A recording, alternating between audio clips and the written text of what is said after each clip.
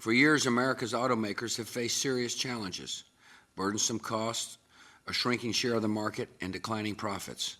In recent months, the global financial crisis has made these challenges even more severe. Now some U.S. auto executives say that their companies are nearing collapse, and that the only way they can buy time to restructure is with help from the federal government. This is a difficult situation that involves fundamental questions about government's proper role. On the one hand, government has a responsibility not to undermine the private enterprise system. On the other hand, government has a responsibility to safeguard the broader health and stability of our economy. Addressing the challenges in the auto industry requires us to balance these two responsibilities. If we were to allow the free market to take its course now, it would almost certainly lead to disorderly bankruptcy and liquidation for the automakers.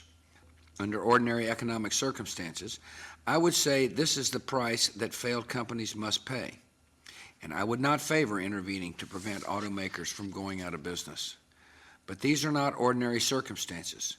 In the midst of a financial crisis and a recession, allowing the U.S. auto industry to collapse is not a responsible course of action.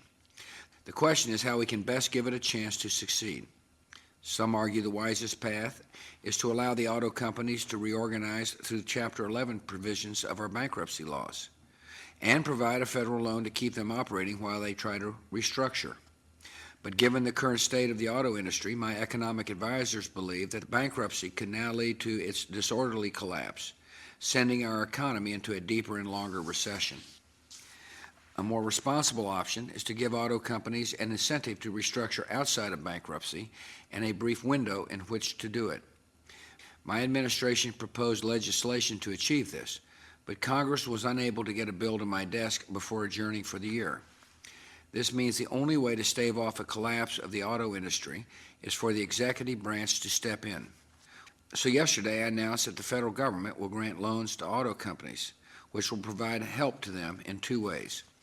First, the loans will give automakers 3 months to put in place plans to restructure into viable companies, which we believe they are capable of doing. Second, if restructuring cannot be accomplished outside of bankruptcy, the loans will provide time for companies to make the legal and financial preparations necessary for an orderly Chapter 11 process that offers a better prospect of long-term success.